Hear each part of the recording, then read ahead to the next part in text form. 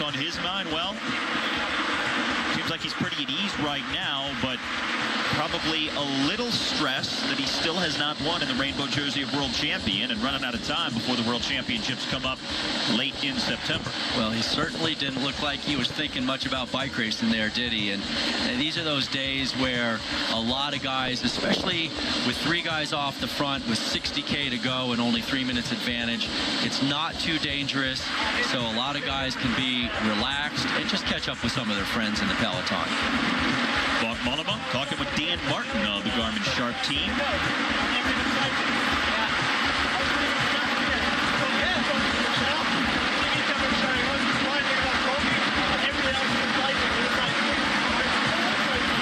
trying to listen in to see what the conversation was. Not often do you get an opportunity to hear riders talking with one another like that. Couldn't really make it out, but yeah, I couldn't either. It seemed to be a very important conversation, more lighthearted. Well, they're typically fairly lighthearted until you get down to business late in the race, and then they're not really conversations anymore. Then they're incredibly short.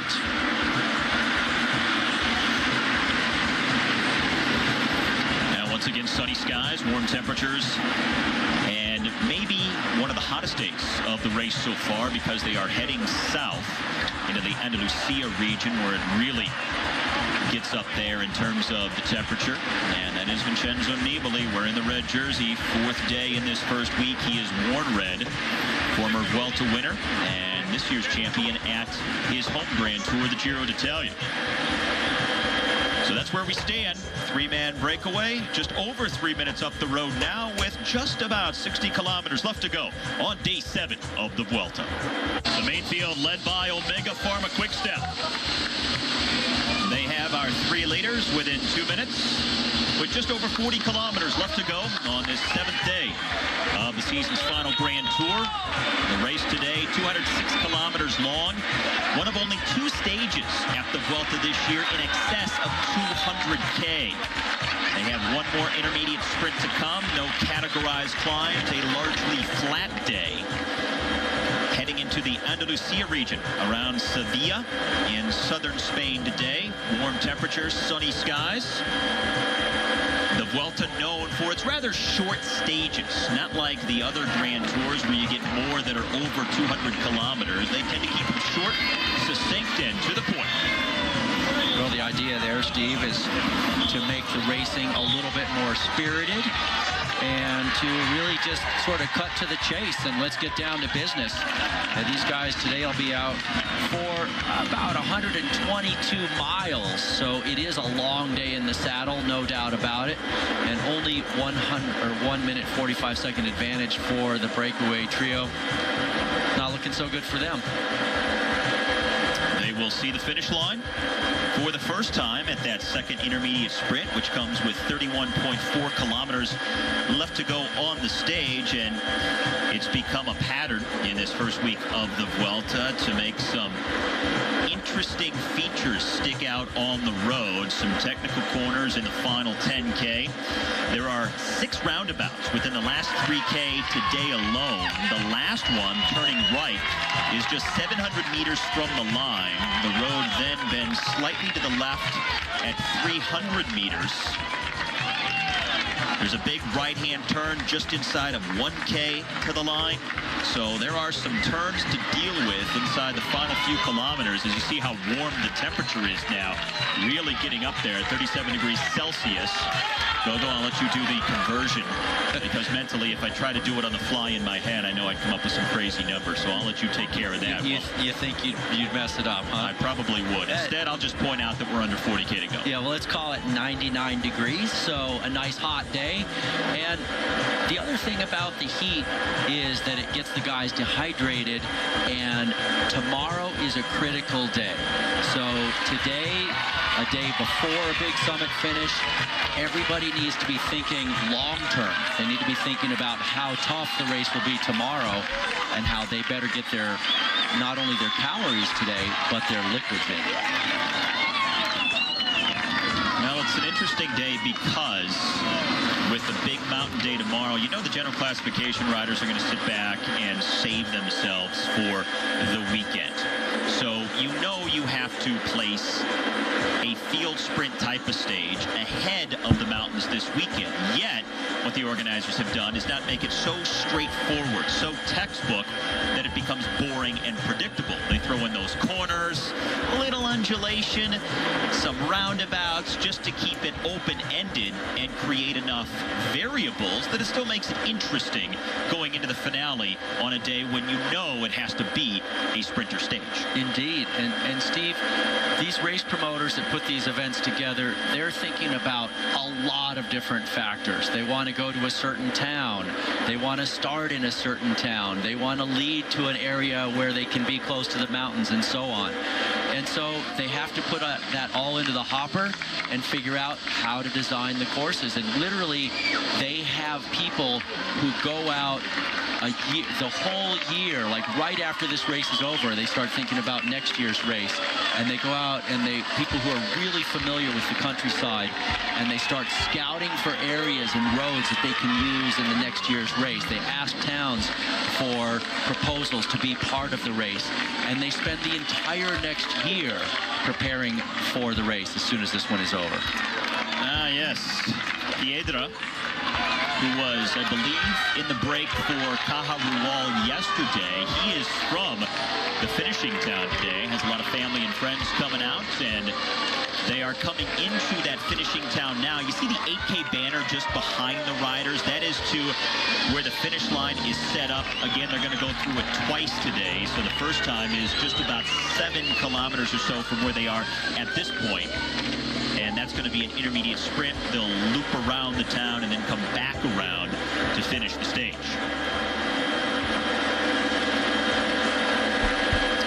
So we'll see them hitting that intermediate sprint as we continue with our live coverage on the 7th day of the Vuelta here on Universal Sports. Live coverage of stage 7 of the Vuelta a España, brought to you by Earbuds. Almost 35 kilometers left to go. Gap hovering at just under 2 minutes now to our 3 breakaway riders. Again, Francisco Armendia, Christian Nies, and Marco Pinotti, the day's defining break. Being chased by this peloton, Lampre in the pink and blue at the front. Garmin Sharp, Omega Pharma Quickstep, Argos, Movistar among the teams up there now, and just about 4 kilometers away from the second intermediate sprint, which is at the finish line of today's stage. So they're going to get a nice peek at what the run-in is going to look like when they come around the town and do it for real in just a little while. And it's a good thing we're going to have that dress rehearsal because, as I mentioned just a short while ago, a lot of turns and roundabouts to deal with in the final few kilometers. Even inside the final K itself, there's some turns that the riders will take note of because positioning later on in the sprint could be key to getting the win. And have a look at this one right here, all the way around. It's a pretty big traffic roundabout, so it's not that big a deal. You can see most of the guys still pedaling through it. If it were a little bit smaller, that would be really tricky, but look at how small the roads are at this point. Narrow and twisting. Steve, you mentioned just a moment ago Antonio Piedra, the local man from the town. He described today's finale as full of traps.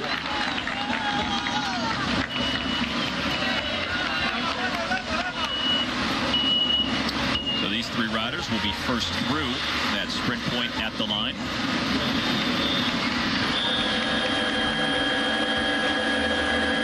Peloton rolls in behind him.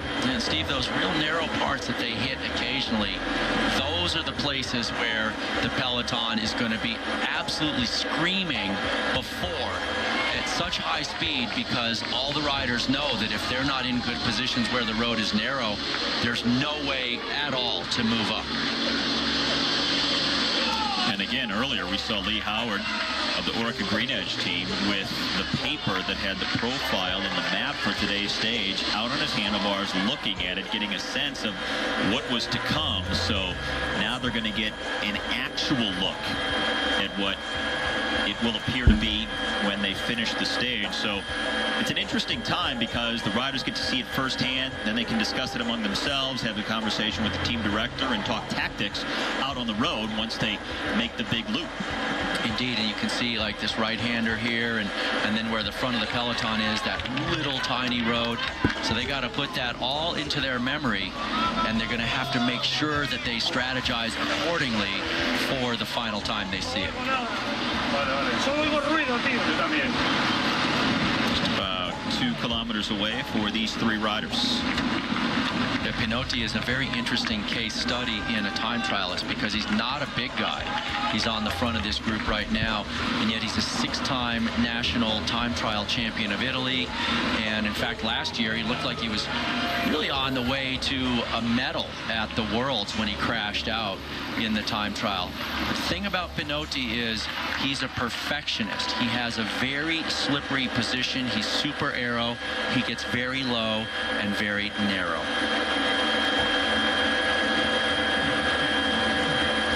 Stretched out single file here, and this isn't even the end of the stage.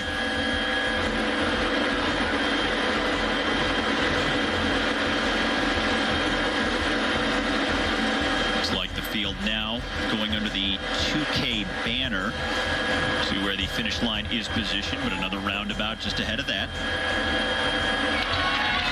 And our 3 leaders.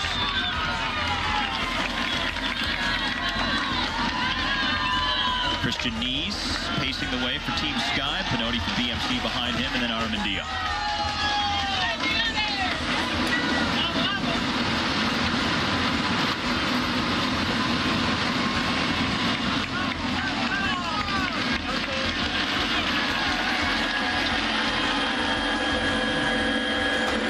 Now the peloton really moving, but they should feel pretty good about the margin to these 3 riders right now as we're down to the final half K to the intermediate sprint for the breakaway. I don't expect any of the guys in the break really too concerned.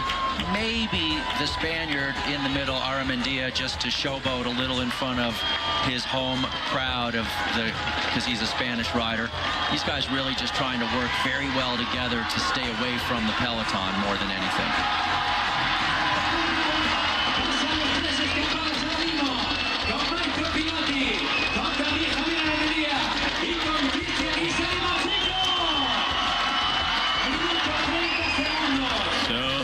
Intermediate sprint. That will be the finish line in just over 30 kilometers from now, and seeing it for the first time as we just did, those final 500 meters didn't look too bad. No, they really didn't, Steve, and it's also slightly uphill as well. All right, so the 1K banner was right there. We saw the red kite as the field went through. Our 3 leaders have gone through the finish line. They're out on the loop now around town.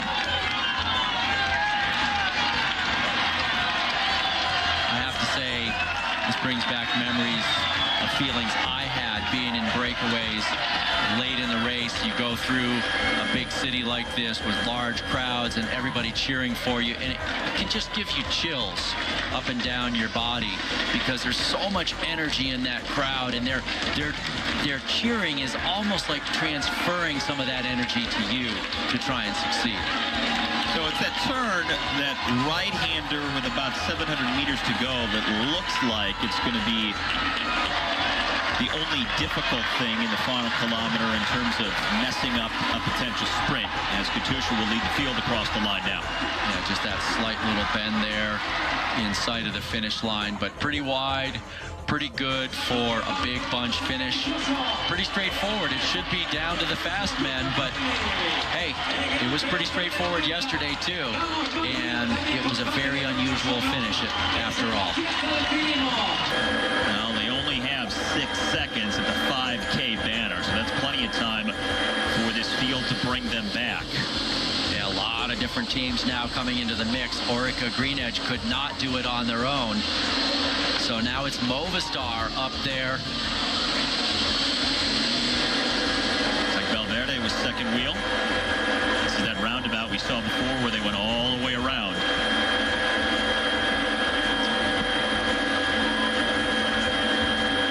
So several roundabouts and some technical corners, but the final kilometer not as bad as as the initial profile indicated. They have a turn at 700 meters to go, but it looks like the sprint should be pretty straightforward if it comes down to that. Gilbert and Stybar still hanging on out front with 4K left. Steve, the sprint, the course may be pretty straightforward, but I just wonder how straightforward the eventual sprint will be if they catch the 2 leaders, because you look at the front of the field, 2 Movistar, 1 Lampre, 1 Euskaltel. There is no team up there with strength in numbers. It is completely mixed up right now. And if that's the case and it continues this way, it's going to come down to positioning and just all-out speed. Indeed, and now I'm seeing 3 Skymen up there for Edvald Boassenhagen in the black with a blue vertical stripe. He's a guy who's been trying for it as well.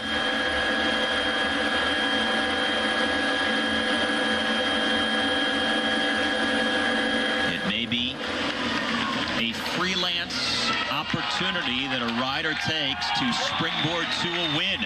But first, they have to catch these 2 riders who are still leading with 3K left. And this is that section coming off of those bricks and cobbles there that the peloton is really sketchy. And look at Philippe. Boy, he does have some good form. There's no doubt about it.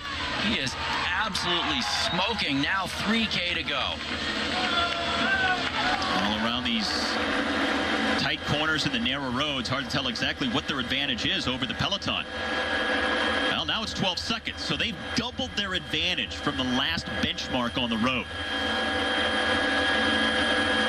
Under 3 kilometers left. They're making it interesting here. Movistar still on the front right now with 2 guys, and that's not going to bring back the breakaway. There's no way that if we see it like this much longer, those Movistar guys can't do it. They need a team with several guys or a few teams to come to the front right now. This is touch and go. Not many other teams for the pure sprinters can do it. This is Dan Martin, who crashed. Number 111 has teammates with him trying to get back up into the field here. That's not looking good for him. The top sprinters teams just don't have that collective strength right now to come to the front. Orica Green Edge, one of the only teams that can do it. They were riding at the front a short while ago, but now they've dropped off. Indeed, this is looking actually pretty good right now for the breakaway duo of Gilbert on the front, Stybar behind him, a Belgian and a Czech rider there. They're adding to their lead here. 16 seconds. They may take it. I think they have a very good shot at this point, Steve. They are really flying right now. And you know what?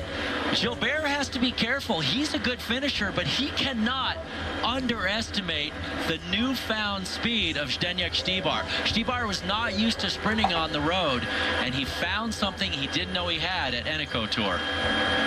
And Gilbert has been doing more work than Stybar. He's been at the front of that duo more than he's been sitting on. And he was the man who made the initial acceleration that Stybar followed.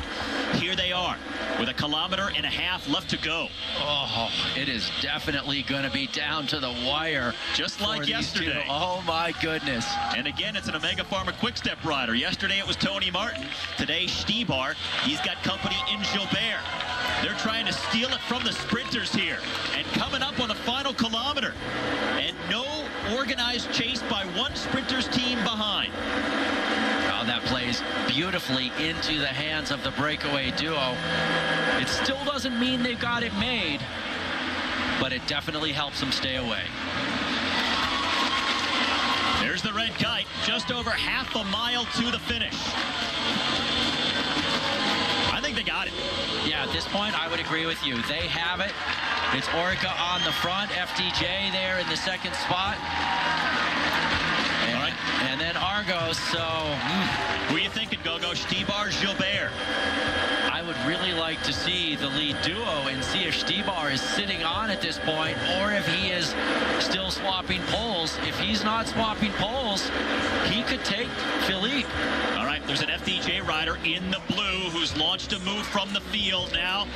The cat and mouse. And they can't play games for much longer here because now the train is in full effect at 0.5 kilometer to go. FDJ, Argos chasing. Gilbert and Stybar trying to hang on here. Well, Stybar is in the perfect position, not having to do any work, but are they going to get caught? They can't wait. They got to go. Now Stybar accelerates past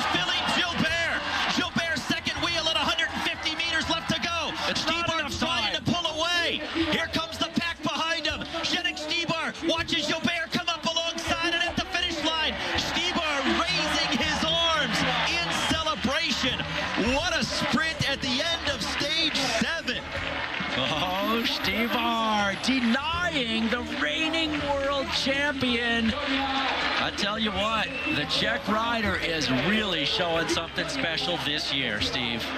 Yesterday, Omega Pharma Quickstep's Tony Martin was just caught at the line. Today, his teammate Štibar just survives at the finish to get the win. The 27-year-old from the Czech Republic, Zdeněk Štibar, coming off his overall win at the Eneco Tour just prior to the Vuelta, now gets a stage win here on the 7th day of the Spanish Grand Tour, coming around Philippe Gilbert at the very end. Once again denying a reigning world champion an elusive win in the rainbow jersey. And he is our performance of the day, presented by Earbuds. It was close, Steve, they were coming. He was very much in that position where he had to jump. He sat on Gilbert, waited as the charge came. He kept looking back, and then right at the last moment, he said, okay, I gotta go now. And they were so close to the finish line, Gilbert could not recover, close the gap, and get around him. Gilbert almost did come around him, though. Right here. Boy, it was close. It's funny how it works like that, but that's when everybody has everything on the line. There's no categorized climbs over the first 95 miles of the race, but the last 9, which brings them up to 104 for the total, is that big climb, 3,150 feet of vertical, and that one is going to create a little bit of separation. It starts out quite hard. The 12.5% is early on, and then it levels off a little bit. And we are looking down live at the peloton on a sunny and hot day in southern Spain. And as far as what is at stake in this stage number 8, I think the big thing is the unknown climb at the end that should really heat up the general classification. May not decide it, but it's a climb that's never been used before in the Vuelta. A lot of these riders, even many of the Spaniards, don't know the climb, so that always adds that element of mystery and intrigue. Indeed, I talked with Chris Horner's director yesterday. I asked if he had seen the climb, and he said no, they've seen video of the climb. Same thing for Belkin, for Balcamolama. They hadn't seen the climb either. They had video of the climb that they were reviewing. So that tells me 2 things. 1, they're busy guys and they don't have time to go look at all the courses. And 2, maybe they don't think it's going to be incredibly selective, but that also throws a little bit of an unknown into it as well. There is a little more than 40 kilometers left to go on the stage, and this peloton is just over 4 minutes behind our largest breakaway of the race so far. 13 riders up the road today. The team in the turquoise, that is Astana, the team of overall race leader Vincenzo Nibali, wearing a red jersey today, staying near the front of the peloton. But so far in this first week, the size of the breakaways have been pretty small. 4 or 5 guys, even a 1-rider breakaway in Tony Martin just a couple of stages ago. There is Joaquim Rodriguez in the red and white of Katusha, team leader of that squad, riding alongside his trusty teammate Daniel Moreno. And actually Moreno in the white jersey could be a better candidate for the stage win than Perito here today. This climb really doesn't suit Rodriguez as much as some of the other climbs later in the race because of its steady gradients near the finish. He likes the short, punchy, explosive climbs that are short and steep just near the top. Indeed, and you saw Moreno in a different jersey, the white jersey, as the leader of the combination category, which is the guy who has the smallest number of the sum of their position in general classification, mountains, and points. And he's been very consistent, also has won a stage so far in this year's Vuelta. All right, the gap slowly coming down. Its largest margin was 4.5 minutes at 1 point, but 13 riders up the road, the peloton in pursuit, and still 40 kilometers left to go on stage 8 of the Vuelta. 13 Vuelta a España on Universal Sports is presented by Earbuds. Never hurt, never fall out, never stop. And now, on to an increasingly popular segment here on our Vuelta coverage, Ask Gogo, or Stump Gogo as I prefer. We take your tweets, we read them on the air, and Gogo interacts. And this next tweets here on stage number 8 coming from Andrew. What's the strategy behind the breakaways? They never make it, and don't they just wear themselves out more? Gogo? What say you? They absolutely do wear themselves out, and in a 3-week race like the Vuelta a España, it can actually cause guys not to be able to finish the full 3 weeks of racing because they get so tired from being in breaks. But the reason they do that is because once in a while they are successful. They get their name out there, they get their team out there and their sponsors. And when you look at all these riders from up above here, Lampre, BMC, Vacan Soleil, Omega Pharma, whatever the team is, they're putting a lot of money into these teams. Over $10 million in most of the team's budgets in this bike race, and they got to pay for it somehow. So one way to do that is to put a guy in the break.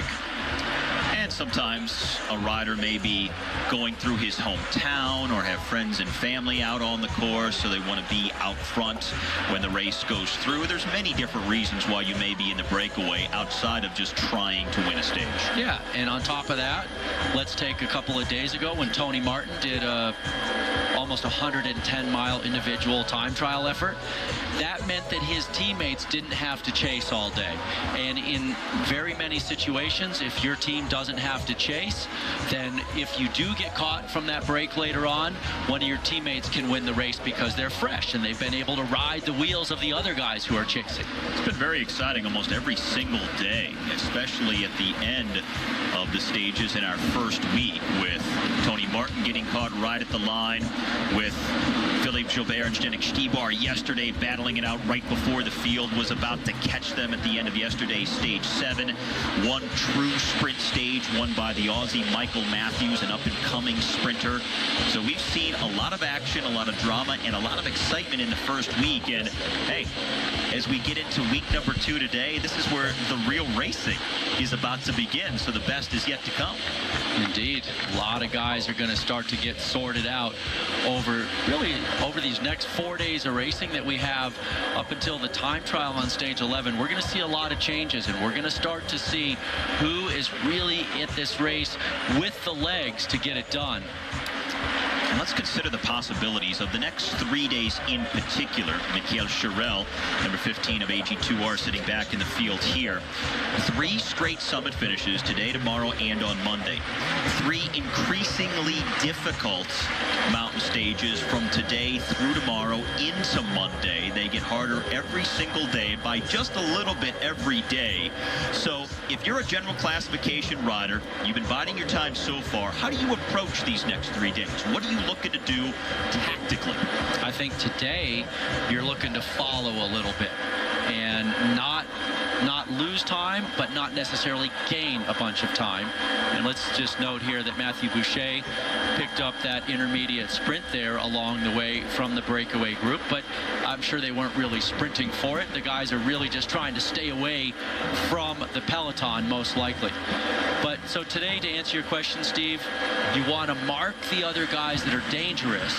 If you're in trouble, you try and let a guy go who's maybe just a little bit less of a favorite at the end, and then maybe we get another unusual person to snatch a stage victory. And as we get closer to Monday, so the next 2 stages, you can start thinking about being more aggressive. But if you're super aggressive on today's climb, you might be vulnerable tomorrow or the next day.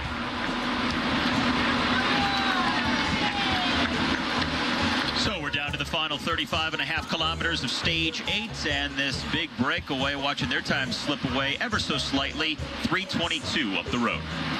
And Horner now just 3 seconds off the general classification lead of Vincenzo Nibali, sitting in 2nd place as we come into another summit finish on stage number 8. And with time bonuses, it's certainly a possibility that he could take back that red jersey, and he says he's going to try. He wants to go for it today, get that red jersey back, especially because of the way he lost it with the gap that occurred on stage number 4 at the finish. And that's the reason that Nibali is wearing red today and not Horner. Yeah, Steve, it was really a shame, and I actually spoke with Jose Acevedo, his director, yesterday. Just checked in with him, asked him how Chris was doing. doing, and he said Chris is really good right now. His condition is good. He's recovering well, and he's looking to go for it today. And Acevedo was pretty disappointed the way there was that split in the peloton in that finishing day on stage 4, the day after Chris picked up the jersey. So he ended up losing it on a finish where nobody really expected that. Even Vincenzo Nibali had left the stage because he didn't know he was back in the jersey. They were all coasting across the finish line. Everybody thought that they got the same time, but it was determined there was a small gap between Nibali's group and Horner's group, just enough for Nibali to take back the red jersey. So Horner in second place instead of first as we come to the summit finish on stage number 8. And Steve, you know, like I was talking about Leopold Koenig earlier and how it looks like we got a crash here maybe on the back of the peloton. If not a crash, certainly a major bottleneck. Enough to slow the guys down here at the very tail end of the race. And it's Reinhard van Rensburg of Argo Shimano who's in the white there. And, well, here in the green, this is Michael Matthews, the leader of the points competition, and the sprinter for Orica Greenedge, who was also caught back there. Yeah, Christian Knies, the man for Sky, who was in the break yesterday, and it is going fast. So let's see if we actually, oh yeah, we did have a couple guys. It looks like they just got stuck there with that guardrail. I'm telling you, man, it's a little fender bender. It is not easy to get through these towns with all the traffic control devices when you're in a peloton of 175 guys. You just get pushed out and squeezed, and guys make mistakes, and they're just riding so close together. What you were going to say about Horner? Well, what I was going to say about Horner is it's a very similar story to what I was saying about Leopold Koenig, who has his NetApp team on the front, and he's hoping, I think he's hoping that he can fly under the radar a little bit of the true favorites and try and pick up a stage win. And Horner at the start of the race today said the same thing. He goes, you know what? Nibali is going to be watching Rodriguez and Valverde more than they're going to be watching Horner, and he's hoping he can capitalize. Even though he's already won a stage and been the race leader, he's not looked at as one of the 3 biggest favorites. He's just that half a step below them for the general classification, and he's hoping that he can capitalize on that fact. Well, the riders coming into the town of Estepona, where the second located at 19 kilometers from the finish. As you might have guessed, a very popular resort and holiday town. Over 20 kilometers of beaches, harbors, and coastline here in southern Spain. And ironically enough, this city was actually chosen by the Walt Disney Organization in the early 1990s as the original site for the Euro Disney project before it later went to Paris, where it's now become a fixture. So they were originally going to put Euro Disney here instead of Paris. No kidding. I would not kid you, Gogo. Especially not about Disney World. You wouldn't? Well, you know, maybe they should have put it here because it seems like it's struggled a little bit in Paris, hasn't it? Do you know about their financial situation? Well, the breakaway here, not contesting the field sprint, but I would have loved to have seen Space Mountain off to the right as the riders roll through here in the Vuelta. Exactly. Right there, sort of hovering over the water. So, getting down to the final 20K of racing. That means just about half a dozen kilometers from the start of that last climb. The Peñas Blancas. First time it's ever featured in the Vuelta a España. A climb of 14.5 kilometers, averaging 6.5%, but hits a maximum of 12.5% in the first 2K before it steadies out the rest of the way between about 6 and 8%. And Steve, look at the peloton. It is totally strung out. Cannondale came to the front with a lot of men. They still have 2 men on the front, but everybody now scrambling for position because they know this thing's going to come blowing apart at the bottom of the climb. Our leaders.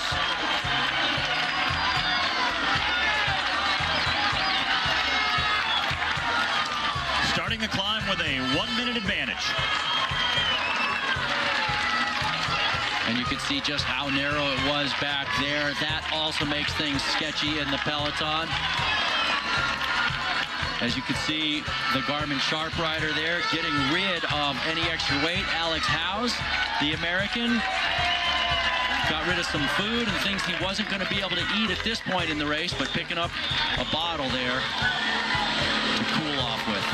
Now Shack coming to the front of the main field, riding for Chris Horner. Very interesting to see, and look at all the men they have on the front for Radio Shack. At least 4 of them up there. Katusha also working at the front of the field for Joaquin Rodriguez, their overall leader. Look at the gap just plummeting now as riders take these really hard pulls on the front of the peloton, and then they just swing off and get dropped. Looks like Horner is second wheel there. He is indeed. And then Joaquin Rodriguez a few wheels back for Katusha. This is up to the very front of the stage. Azanza for the Euskaltel squad. This is the steepest part of the climb where it gets over 12%. The 13-rider breakaway now seeing cracks form in the foundation. And 4 riders for Radio Shack now at the front. Chris Horner, second wheel again. Right behind Fabian Cancellara, who is leading the way. Boy, Cancellara has some great form right now, I have to say. He is going to be tough to beat at the Worlds. Vincenzo Nibali also there near the front in the red jersey as the overall race leader for Astana. Today he can kind of sit back, mark wheels, and ride more conservatively. He doesn't need to take time. He can just play it easy here and follow the riders that are his main rivals. Indeed, it puts him in a very enviable position. Now, let's remember that Chris Horner has a teammate up the road in Matthew Boucher in this breakaway group. So if this group had a little bit more of an advantage coming into the climb, that could potentially really be a big benefit for Chris. But with them being so close, it may not actually help. But you know, if Chris can get across and get the help of Boucher, it could propel him up the road. Other riders starting to lose some contact with the main field as it gets stretched out on the lower slopes of this climb. Horner with teammates at the front, 3 seconds behind Nibali on the general classification. Coming up to the steep point now, where it gets up close to 12% and beyond. And who said Fabian Cancellara couldn't go uphill, as he's still at the front of the peloton, sitting second wheel when so many guys have already been dropped. That's the thing about Spartacus. He can go up a short hill very rapidly. The breakaway group had a lead of 4.5 minutes at one point earlier in the stage. It's down under a minute now with 13.5 kilometers remaining. Radio Shack and Astana, the 2 teams with most riders at the front of the field. World champion Philippe Gilbert, number 51 in the rainbow jersey. After finishing second on yesterday's stage, he is having some trouble on this climb. Yesterday he did look very good, and I think he has a great shot at winning a stage later on in this year's Vuelta.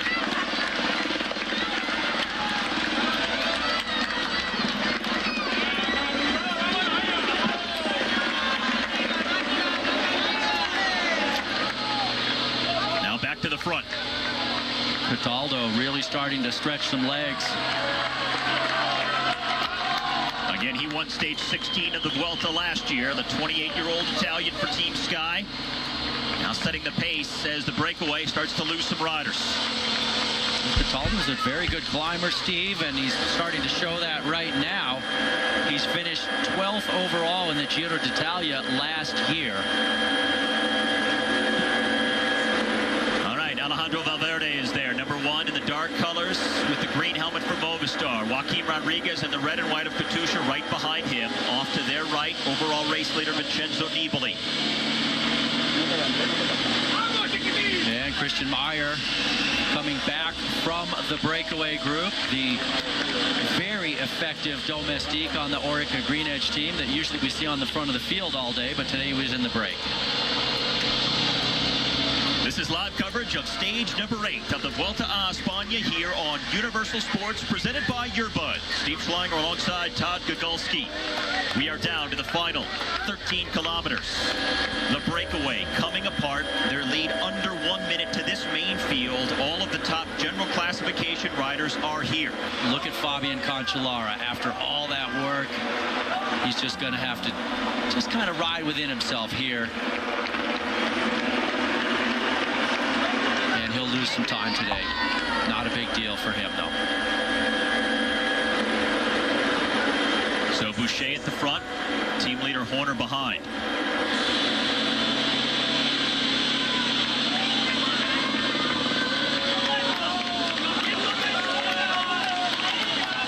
And 22 seconds to these three leaders with 8.5 kilometers now left to go. And from here, it's a pretty steady slope, between 7 and 8% most of the way. And that's the average gradient. Look at this. Kreuziger in trouble. Roman Kreuziger, the leader of Saxo Tinkoff. Very unexpected to see him in trouble. He's a guy who came into today 42 seconds down. The general classification hope for that team. And he looks like he's starting to crack. Not their highest GC rider. That's Nicholas Roach at 8 seconds back in third place overall. But Kreuziger really their long-term overall threat. And now that may be slipping away. Yeah, very surprising to see Kreuziger in that position. Especially look at the size of this group. This could be 40 guys still left in this group.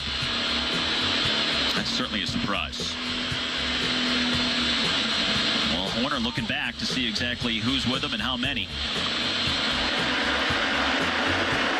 And these are the riders losing time with 8K left. A lot of damage being done. Matteo Monteguti there, coming off number 18. The NetApp man, 156, is Bartosz Huzarski. He was in the early break and then did a bunch of work chasing at the front of the peloton. Well, let's see if that NetApp work pays off for them, if Leopold Koenig is able to transform this mountain into a big stage win for him and his team. All right, the clock starts for our three leaders at the 8K banner. See how far back the overall contenders are in the field.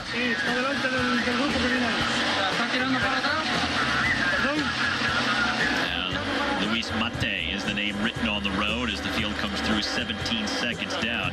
Mate, by the way, one of the only riders who really knows this clock. He lives near here, rides it in training a few times a week, and Bach Mollema now going to the frontier. Team leader for the Belkin team, making acceleration. Big acceleration there by him.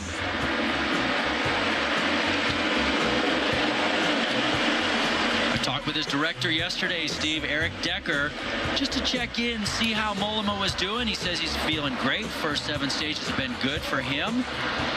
And he said this stage was a new chapter of the bike race with a longer and harder climb and many more to come. But he said Mollema's feeling very good. All right, this is still the front of the race. Our three riders who just went out of the frame on the right-hand side of the screen.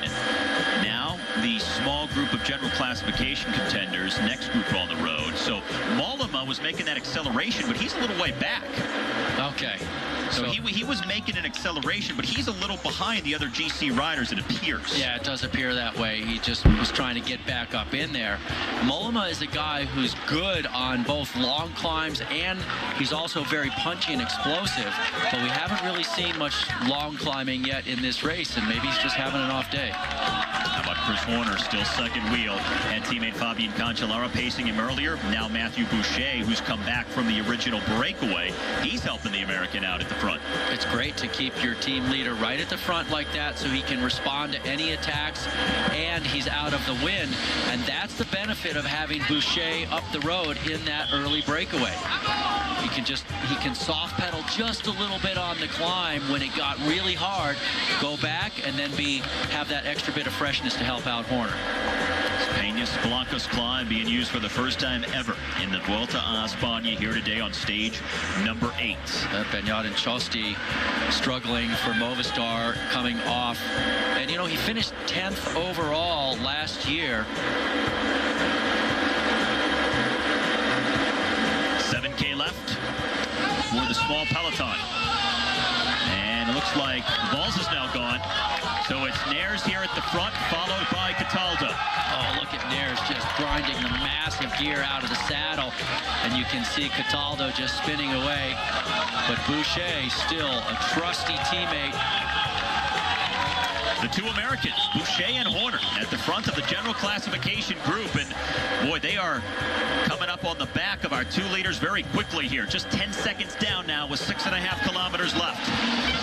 Well, it looked like it was never to be for that breakaway group to succeed. But certainly, Cataldo and Nares have put in a big effort on this climb. And I got to say, having Boucher there at the front of the field for Horner right now is massive for the American. Dominic Nares Nares at one point was the virtual overall race leader on the road when that 13-man breakaway had 4.5 minutes. That was earlier in the stage, and Nares starting the day 2:57 behind the man in the red jersey there, Vincenzo Nibali. But the gap has now almost been entirely reduced because of the pressure being applied by this field with Radio Shack at the front. Nibali, fourth wheel from the front of the peloton right now in the red jersey. And really the entire pressure from the peloton on the climb has been put on by Radio Shack. It's been one of just 3 guys from that team who's been on the front driving the chase and reducing the peloton. And now we're looking at maybe 25, 30 guys left, probably about 30 left in that peloton. You can see the colors of the Dutch national road champion Johnny Hogerland hanging on to the back of that group. And here they come. You see him on the right-hand side of the screen, led by Radio Shack. That small, reduced main field. Bringing back our 2 leaders. Dialing them in with 6 kilometers now remaining to the summit finish. There's Sammy Sanchez, number 91 for Euskaltel. This is a climb that would typically suit him, but not riding at the front right now. Yeah, he has not had very great legs, that's for sure. We saw him crack on the very first summit finish of the race and lost almost a couple of minutes there, and it's just been hard for him so far in this race. But if we move up to the front, there's Chris Horner out of the saddle. He does a lot of out of the saddle riding, the American. You notice when he won stage 3, he was out of the saddle probably about the final kilometer of the bike race. It was the same when he won the Sierra Road climb back in 2011 at the Tour of California, and he went on to win that race overall. Well, considering what's happening right now, it looks like our stage winner is going to come from the reduced main field of general classification contenders. So that means that we also have a possibility of the race lead changing hands today, because there are riders within time bonus proximity of the red jersey. So we could see things shuffling in the general classification just a bit here. Time bonuses available at the line of 10, 6, and 4 seconds for the first 3. Now, there are only 2 guys in the general classification that are within 10 seconds of the overall leader, and that's Vincenzo Nibali. So Horner's 3 seconds down, and Roach is 8 seconds down. So if either of those guys gets the maximum time bonification of 10 seconds, and Nibali doesn't get a time bonification, well, then we'll have a new race leader. But there should be some kind of separation at the finish line as well. I don't think they're going to ride it all the way up and just sprint it out. Well, also the possibility of Nibali getting dropped as well, so that brings more guys into time bonus proximity of perhaps moving forward if Nibali shouldn't be able to hold the wheels of some of these other top GC riders here in the final 5K.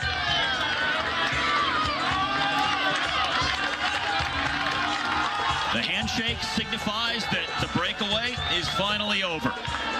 The 2 remnants of what was a 13-man group earlier in the stage about to be caught. Dario Cataldo and Dominic Nares.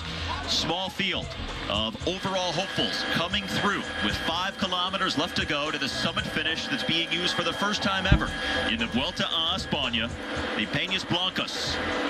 And the first of 3 straight summit finishes on this second weekend of the season's 3rd Grand Tour. Look how small this group is now at the front of the race. And a lot of the general classification hopefuls are right here. Chris Horner, the American for Radio Shack, who wore the red jersey for 1 day, his second wheel. Vincenzo Nibali, the current overall leader, is right there near the front in a red jersey at the 5K banner. You also have Ivan Basso in the green for Cannondale, the 2-time winner of the Giro d'Italia. Joaquim Rodriguez of Katusha, the Spaniard in search of his first ever Grand Tour title, is in this group. And so is Alejandro Valverde, former Vuelta winner, wearing number 1 for Movistar, also looking very good in this group right now. There is Rodriguez in the red and white, right behind Valverde, who's in the dark blue and the green for Movistar. Sammy Sanchez, number 91, who we just mentioned for the Euskaltel team, starting to move up now in the group. Interesting to see how far back Valverde and Rodriguez are. They're kind of in the middle of this group. It's only Horner of the true big favorites. It's Horner and Nibali up in the top, but not the other guys. Now there goes Antone. Igor Antone, the first acceleration from this group of general classification contenders, coming just inside of 5K from the finish. It looks like there's a response there from NetApp, but I do not believe that is Leopold Koenig. I think that is David de la Cruz on that squad who's going. Antone, 5:42 down on the general classification, so not an immediate threat here to the lead of Vincenzo Nibali.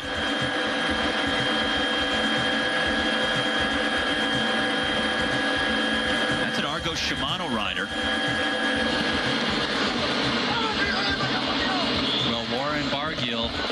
The young man on the Argos team, was one of the guys they wanted to see just how he would perform on this climb today.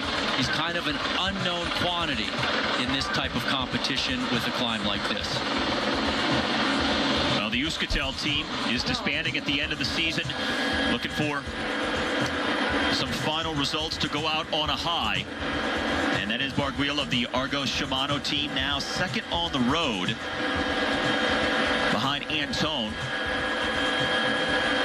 with 4K left. There's Antone in the top right-hand corner of your screen. Well, the Euskaltel team has had a tough start to this Vuelta with the time lost by their overall leader, Sammy Sanchez. Antone, a couple of years ago, led this Vuelta before crashing out almost inexplicably when he was wearing the overall leader's jersey. Looked like he was in position to maybe go on to win the race overall, and he's never really been the same since. It's true. He was on incredible form that year, and that was a huge lost opportunity for him. Looking at these guys here, Chris Horner taking a drink, Nibali taking a drink. They don't appear to be right at their limit to me, Steve. I think this is a bit of a wait-and-see type of a situation. But one thing I can tell you is Matthew Boucher on the front. He's a good friend of Chris Horner's. They often have roomed together over the years, and he has been an integral part of Horner's win at both País Vasco in 2010 and the Tour of California in 2011, setting some blistering tempos on some climbs for Chris to then attack from. This tempo looks pretty good from Igor Antone as the Movistar rider now moves out front here.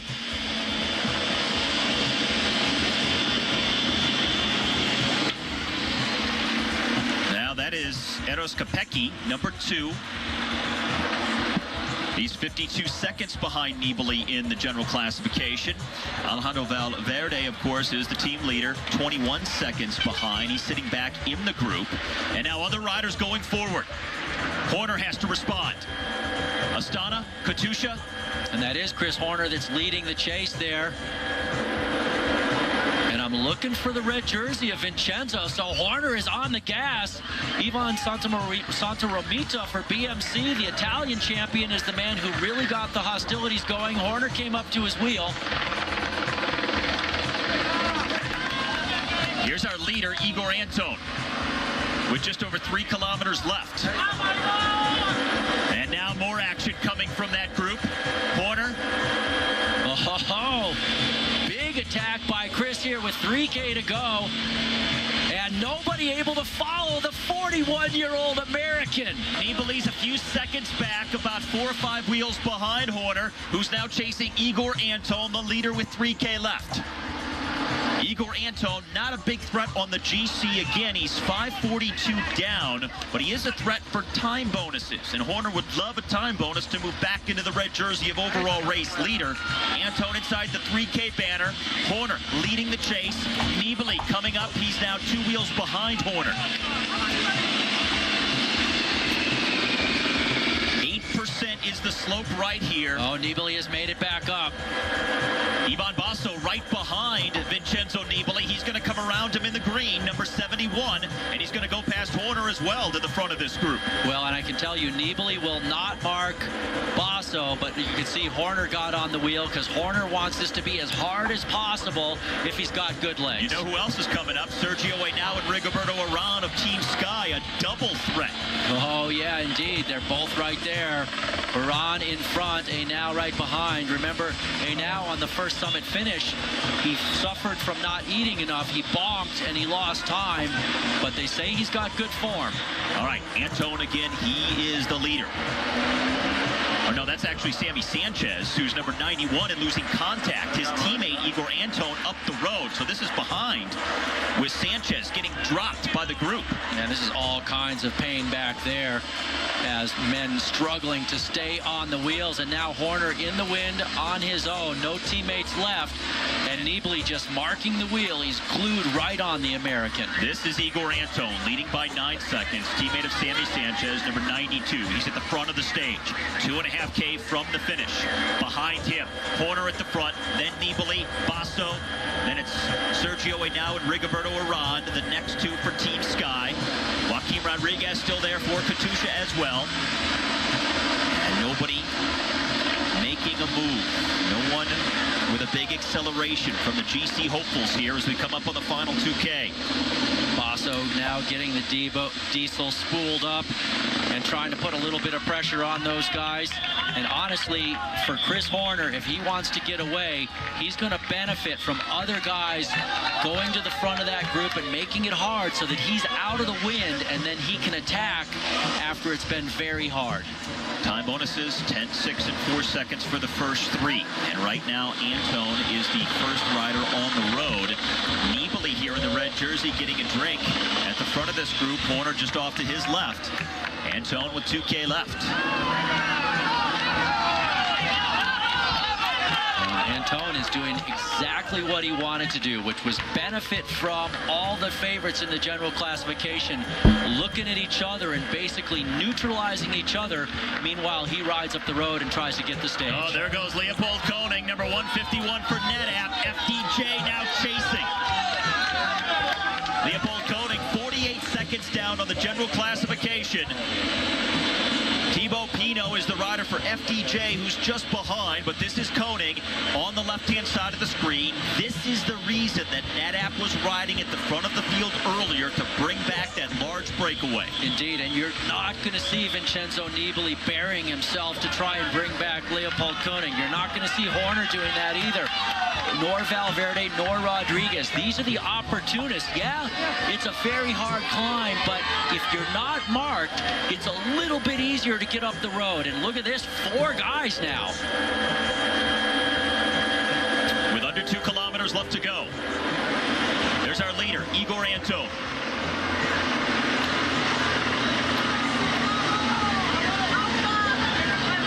Just inside of 6 minutes down in the general classification. He's been given some leash and looking to ride away with a stage win. The chase behind. This is that small field that's getting ever smaller of general classification riders. Nibali has a teammate pacing him in front. Looks like about 15 guys. Basso is up the road with Pinot. Also, we've got the winner from one of our earlier stages as well, and one of the teammates of Joaquim Rodriguez, and that's Daniel Moreno. Excuse me, I'll get it out eventually. He's in the white jersey. So Basso making a move on a climb that we noted really suits him well. Basso coming to the front. He's 132 down on the general classification. And that's pretty much from the opening day's team time trial where his Cannondale team struggled. Other riders can't hold the pace here. That's Heimar Zubeldia for Radio Shack, just getting split off the back, so he wasn't quite able to get up there to help his team leader and teammate Chris Horner. But Basso really digging in with Moreno, Pinot. So it's Basso, followed by Daniel Moreno and then Thibaut Pinot. And they're chasing Igor Antone, whose lead is slipping away inside the final kilometer. And look at this, Leopold Koenig is maybe going to get across as well to Antone. So this thing is coming right down to the wire. Leopold Koenig almost won stage number 2. Just finishing behind Nicholas Roach, making a play for the win on the summit finish of stage number 8 now.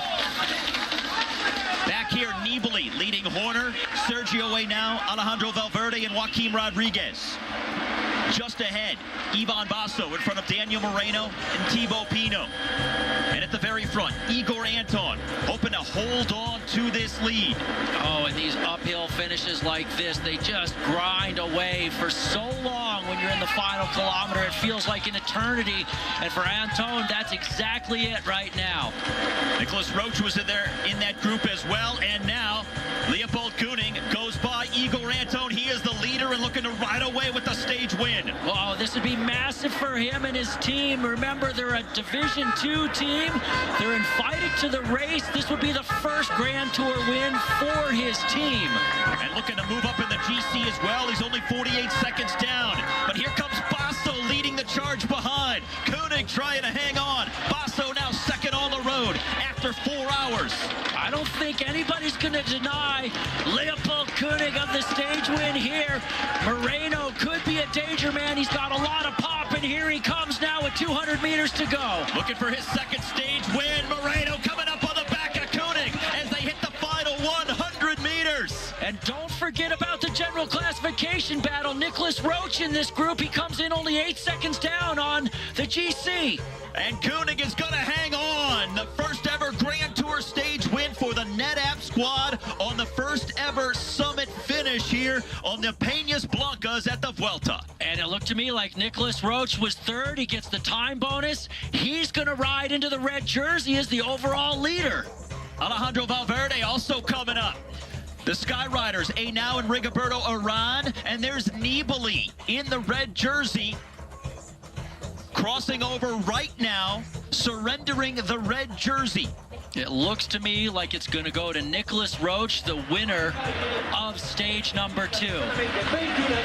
Leopold Koenig, the winner of the day on the summit finish. Leopold Koenig, the rider from the Czech Republic, coming forward from the group after his team did a lot of work at the front of the peloton earlier in the stage to control the breakaway. Great guy in the mountains, a very talented climber after winning the Mount Diablo stage of the Tour of California earlier this year and almost picking up a summit finish of this year's Vuelta earlier. And at this point, it looked like he was going to ride away to an easy win. Well, it wouldn't be that simple. He would get a little of a push. Daniel Moreno in the white jersey there for Katusha, who's already picked up a summit finish in this year's Vuelta with a hard charge late, but Koenig would not be denied, and he would pick up the NetApp Endura team's first stage win in a Grand Tour.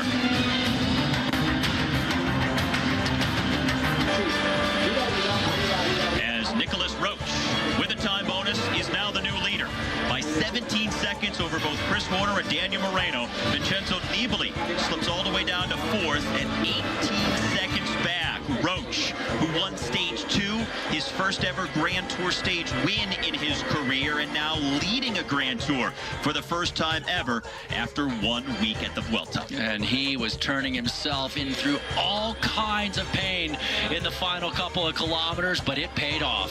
Huge day for the 29-year-old Irishman from the Saxo Tinkoff team.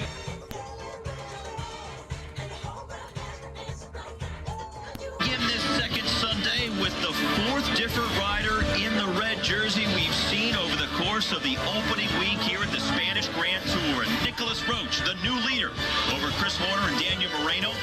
Race 164 kilometers heading northeast through south central Spain, still deep in the heart of the Andalusia region. And a hot day for the riders as well, as they started hours ago, and 2 intermediate sprints late in the race, the category 2 climb of the Frailes, and then from there it goes downhill, and then the setup for that final 1 kilometer kicker in Valdepeñas de Jaén.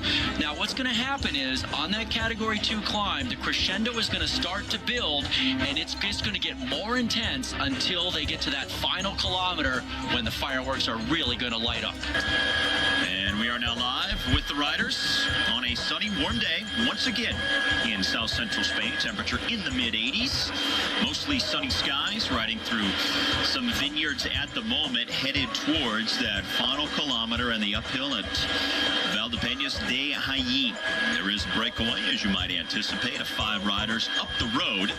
Right now, this is the main field, all pretty much together in pursuit. Certainly not the big breakaway of 13 riders we saw yesterday. A more manageable group of 5 out there on the road today. And a lot at stake in stage number 9. You have that Cat 2 climb that will set things up for the nasty finish.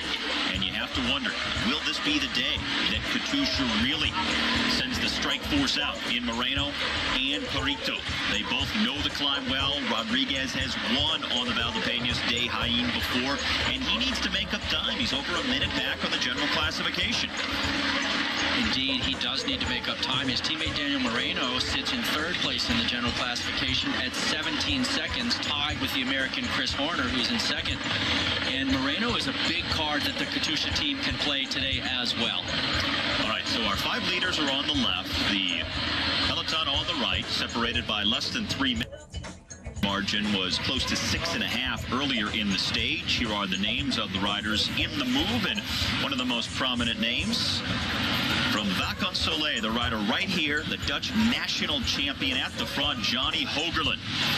You know, if the Hoog is in a Grand Tour, he's going to be in a breakaway at least one, if not more days during the race. Yeah, he's actually not been as active as we often see. It doesn't mean that he hasn't tried to get into these breaks, but you can't just say, today I'm going to make the break and then make the break. You got to follow the attacks, go with the counter attacks at the beginning of the race, and make the right selection there in the early moments of the race to get in that move. Still over 60 kilometers left to go, so quite a ways out from the finish. Not yet 3 hours on the bike for these riders here. And the front of the field being led by BMC. So, wondering if they think Philippe Gilbert has the legs to do well on that final climb. It is interesting to see BMC there, because originally the break of 5 guys started picking up like a minute every 5 or 10K.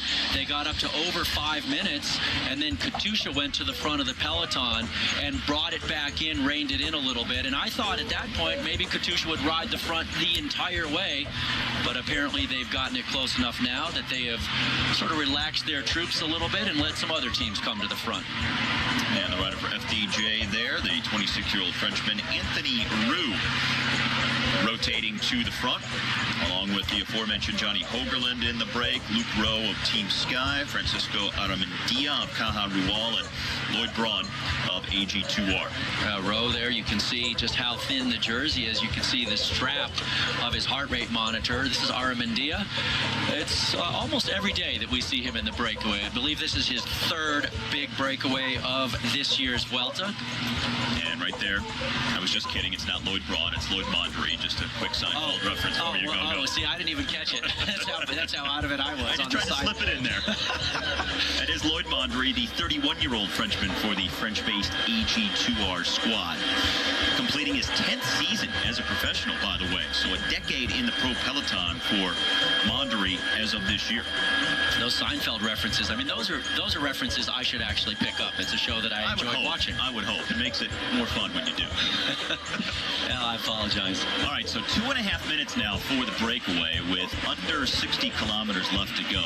But when you consider a breakaway on a day like this and any chance to stay away, considering the steepness of that final climb in the last kilometer, conventional wisdom over the years has told us that you almost have to have a minute or more going into that last kilometer to have any chance on the steep ramps. Yeah, you know, you love to throw out that conventional wisdom. Sometimes cycling, of course, doesn't follow the conventional wisdom, but I agree with you, Steve. You know, it's maybe if it's one guy, he needs 45 seconds or a minute. If it's a couple of guys or a few guys, then theoretically they'll be a little bit fresher, so they can maybe get by with a smaller advantage when they get to that climb. But I'm telling you right now, 58K to go, 2:25 for the break. It does not look at all good for the breakaway, even to make it close to that final climb. Well, we're talking about pitches up to almost 30%. That's standing still type of stuff. And when you have riders like Rodriguez and others who can be so good like that, the difference in speed between riders from the breakaway who have been out there all day and a fresh Perito or a Daniel Moreno, it's almost like night and day what we'll see from them on that last climb. And so much can be made up and so much can be lost in that short 1 kilometer stretch. Indeed. And now you can see Zaitsev on the front for the Katusha squad. So they're still keeping their hand in this. You know, let's go back a few days ago. We had a climb on a stage that the climb was, there's our new red jersey, Nicholas Roach. First time for him ever leading a Grand Tour. He's ridden incredibly well. Been on the podium in a couple of stage finishes, both of them uphill. Winning a stage earlier in the race as well. Now Roach, the 4th different rider to wear the red jersey now in the first 9 days of the race. And actually, this is a pretty decent finish for him. I mean, he's a guy who's been close the last couple of times this has been in the race, 2010 and 2011. He always finished pretty close in there. So don't expect him to lose that jersey today. It's possible, sure. But the way he's riding right now, I think he should have his designs on holding on to that jersey on this finish. I think Moreno might be his biggest threat to take it away with a potential win and a time bonus. So we will see as the stage unfolds. Now under 60 kilometers left to go on day 9. As we come back, Aramendia is about to be brought back to the field with 25 kilometers left to go. They are really riding now, 3 kilometers away from the start of the Category 2 ascent that will last for 6K. And now Aramendia has been caught. Nedap and Dura riding at the front with Movistar, Belkin, and Cannondale just behind. This thing is starting to really fire up. Indeed it is, Steve. And, you know, they have 2 guys that are potentially really good at the finish. One we saw take the win yesterday in Leo Koenig, but the other man is Bartosz Zizarski, who finished 2nd to Rodriguez just last year in the stage of the Giro d'Italia to Assisi. And that was a very steep finish, and Zizarski almost got the win there. So he's a very punchy guy on a steep finish. Gogo, are you surprised that the breakaway was brought back like this before even the start of the Category 2 climb? Not completely, Steve, because as we were talking the first couple of segments of our show today, this is a day where the crescendo just starts to build, and it just gets harder and harder all the way to the finish. And this thing is not going to let up on the climb, and it's not going to let up on the descent to the finish, because the roads are small and everybody is absolutely panicked about the final kilometer that they're going to see in the race. Now Belkin riding at the front. The riders almost at the base of that climb that starts with 22 kilometers left to go. Belkin with some disappointment in yesterday's stage number 8. A big time for both Lawrence Dendam as well as Bauke Mollema. Mollema losing about 2.5 minutes. That was a bad day for him, and he's got to shake it off now and think about, is he still going to race for a top place on the general classification, or maybe change the objectives and go for a stage win. All right, that somebody is going to try to attack at some point, still with over 23 kilometers left to go on the stage. Category 2 climb might provide a good springboard. They're going to need some time going into the final kilometer of the stage overall that hits 30% to the uphill finish. So do you think someone can use this as a launch pad coming up and make it stick all the way? I really don't. It's just the final climb is so hard, even though it's only a kilometer long, that guys don't have it enough when they get there if they're dangling off the front. So I think this is all about marking your rivals over this climb, staying in position, fighting for that position for the kilometers down to the finish, and then capitalizing on that good position and hopefully some really good legs. But they're not even on the climb, and all these guys are coming out the back of the peloton right now. And a rider from Caja Rural jumping forward from the field. Remember, Aramendia from the same team was the last rider brought back from the breakaway just a few moments ago, and this is Amit Chiruka. No surprise that he would launch a move like this. No surprise at all. And here's the guy who wants to test our theory of whether or not somebody can get over the top of the climb and make it all the way.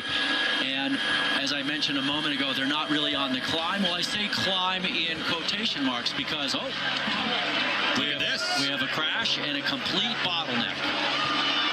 Total standstill. So this is a nightmare for anybody back here because the guys up front have the speed and these guys are sitting up waiting for the road to clear. Huzarski 156 on the left of your screen. So he was actually the guy on the front working hard. So here they are not riding for him for NetApp. And this is back to Amit Chiruka now at the very front as they start this climb that averages just under 6% and will summit with 16 kilometers left to go. And Steve, now look at all these guys at the back of the group that are now having to struggle to close gaps. All these guys have been stopped by that bottleneck, and a lot of these guys will not get back on.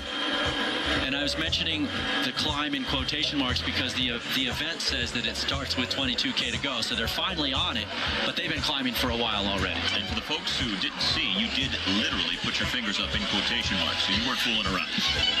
Yeah, well, that's the universal sign. I got you. Yeah. Here's the front of the bike race right now. Amit Chiruka. He's a good climber. Out of the saddle, motoring up these narrow roads. First categorized climb of the day, coming inside the final 25 kilometers of a 164K effort. And remember, Chiruka spent the bulk of his career riding for Euskaltel, but this year moved over to the Caja Rural team. So that's a professional continental team. It's a step down from Euskaltel, but he has come out swinging a lot this year, winning the Vuelta a Asturias earlier this year in May, a stage race there, as well as winning stage 1. And so he's been very good and also won the mountains classification at País Vasco in April. These are the riders who have been dropped. Marco Pinotti was the man for BMC. Now right there, number 203, and that is the winner of a stage a few days ago, Michael Morkov. He was the winner when Tony Martin was caught right before the finish line after his solo effort for over 100 miles out on the day. Tony Martin almost time trialing to a win, but caught right at the line. And Steve, let me just describe a little bit the change in motivation and also opportunity when you switch teams. Because Chiruka off the front right now with those wins I just mentioned, he had never won a professional race before this year. So when he was on the bigger team, he was always supporting a bigger rider, a bigger name like a Sammy Sanchez. This year he's had freedom to fly on his own, and he's done good by doing that. Lead almost 10 seconds. You can see he's way down in the general classification, so the GC men don't have to think about him per se. Although a lot of those GC men, like Rodriguez, Moreno, the guys that have a lot of punch, they don't want someone off the front because they want to get that time bonus at the end of 10 seconds. All right, this is the chase behind, and not too far back. Chris Horner is there near the front of this group. And again, he had Fabian Cancellara just in front of him. Same scenario as yesterday. And And now another attack from the field. Remember, Chiruka is up front.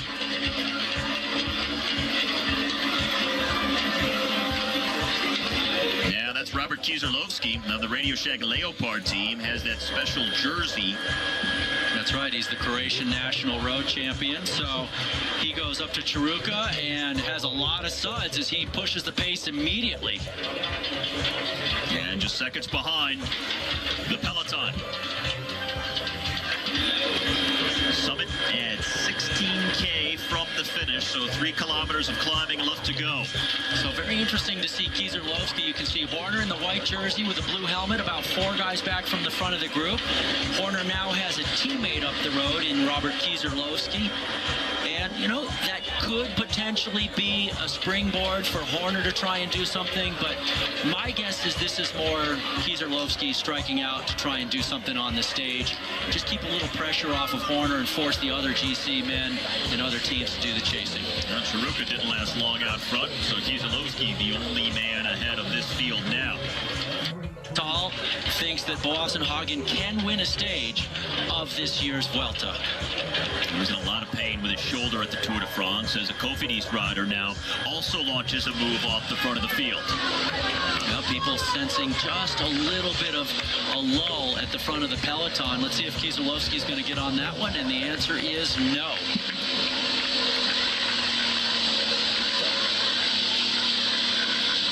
So Kieselowski has been fully brought back by the field. Remember, at the very front, it's Edvald Boassenhagen. I believe this is Nicholas Adey, the Cofidis rider there, Steve, who is in the hunt for the mountains classification. He came into today sitting in 4th overall, and he was 7 points behind Nicholas Roach. Now, this is a Cat 1, so the win is worth 10, and second place is worth 6. Boassenhagen is going to be the first to the summit. And it's, pardon me, it's a Cat 2 climb, so it's 5 for the win and 3 for second.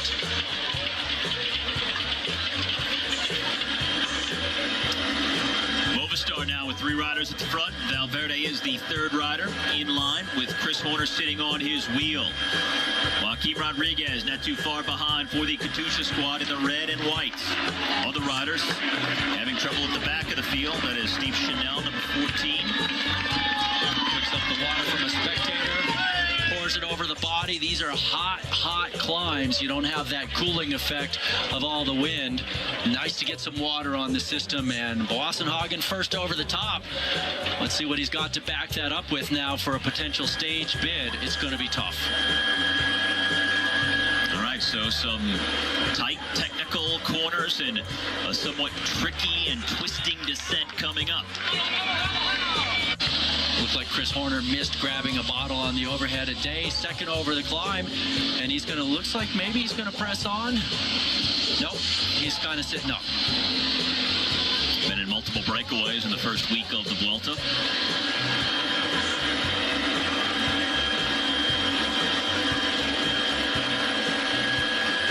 Just how small this road is here. Horner sitting in 4th position. Valverde's got teammates at the front. These are the reasons why you want to be close to the front. With a tiny road like this, if somebody has a mishap or if a gap opens up, you may never get across it. So Adey about to be scooped up. That'll lead Boassenhagen, the only man out front. 4 hours in and 1 nasty kilometer coming up at the finish. Again, that final kilometer is so difficult. And you have to have such an advantage going in. You can't have 14 seconds or a dozen seconds, even 15, 20. It's not going to be enough. No, they got to have some real time at the end. But, you know, you applaud the guys for going for it here. And you never know. If there is a separation that comes up to them, well, then you have a real shot at getting a stage win. But one guy on his own, very tough to make it all the way. Boassenhagen crashing in the Tour de France. He ended up fracturing his shoulder, eventually pulling out, and really came into this race, well, having not raced since July. So it was a lot of training for him and using the race to try and sort of get that rhythm back of the race, of these really hard efforts and all the craziness that comes with racing in a peloton of almost 200 riders. Now Movistar at the front of the field. That final 1K climb, not as good for Alejandro Valverde as it is for a Joaquim Rodriguez. But Valverde wants to maintain his position, stay at the front, try to stay in the general vicinity of his other top GC rivals as Boassenhagen hits the 11K banner. And he's got 9 seconds on Luis Leon Sanchez. So it's all very close together here. There goes Sanchez, and the peloton should not be far behind. The gap right at 20 seconds, it looks like. Movistar leading the charge. Katusha has settled in behind now. Now, Joaquin Rodriguez and his teammate Daniel Moreno for the Katusha squad, two of the big favorites today. And, well, Moreno, with a good ride, could not only win the stage, but he could take the red jersey of overall race leader. Indeed, he's only 17 seconds down, so he just needs to get a little bit of time and a stage win on Nicholas Roach, and he could change that jersey for the red jersey as the overall leader. Now, Joaquin Rodriguez is their long-term team leader for Katusha, but if you're wondering about Moreno's ambitions for today, he said at the start that he dreams of taking the red jersey today, so you have to believe he's going to go for it. 10-second time bonus for winning the stage, 6 seconds for second place, 4 seconds for third. Would also need a gap on Nicholas Roach, which is certainly a possibility on a steep climb like we have at the finish. It is certainly a possibility. Boassenhagen, I don't think he's going to make it, Steve. He looks like he's starting to really come apart. These little uphill sections are just so hard on the solo guy. Luis Leon Sanchez looking a little bit more composed than Boassenhagen on this climb with just over 9 kilometers to go. Now, for some context, you'll look back at the last 2 times they used the Val de Peñas de Jaén climb at the end of the Vuelta stage. It was in 2010 and then 2011. Each time they did it, there was a single rider at the front when they hit the base of the climb. Neither time did that rider survive. It was Rigoberto Urán in 2010, David Monfutier in 2011. Those guys were blown away and didn't even factor in the finale. Yeah, and look at Luca Paolini on the front for Katusha now. Just mowed down Luis Leon Sanchez. 9K to go. We'll see, starting on the clock now, how much time Edvald Boassenhagen has lost. Oh, it came down precipitously. It was 20 seconds a kilometer ago. Now it's 10 or 11. With Katusha at the front.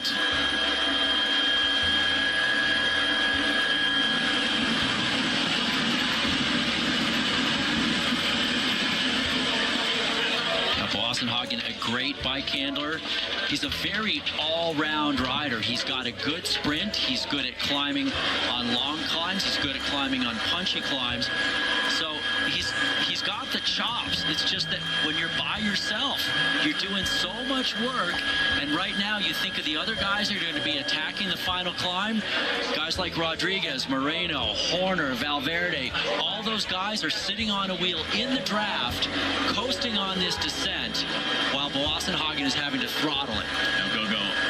The key for a stage like this, patience. Having the patience to wait until you absolutely need to make the move. It's easy to say, it's hard to do. That's right. Patience is key.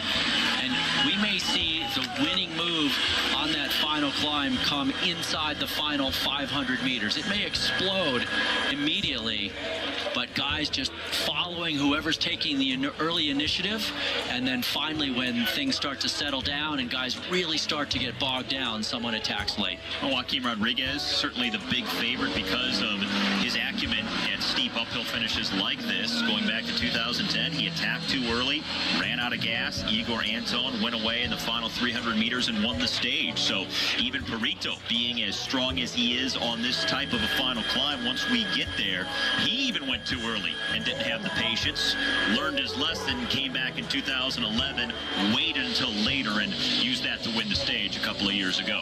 Yeah, Luca Paolini now dropping his teammates. Probably pretty disappointed, actually, that he has to stop pedaling because he's used all, he wants to stretch it out. He wants to split the peloton. He wants to keep Rodriguez in a good spot. And when his teammates can't sit on his wheel, all that energy goes to waste.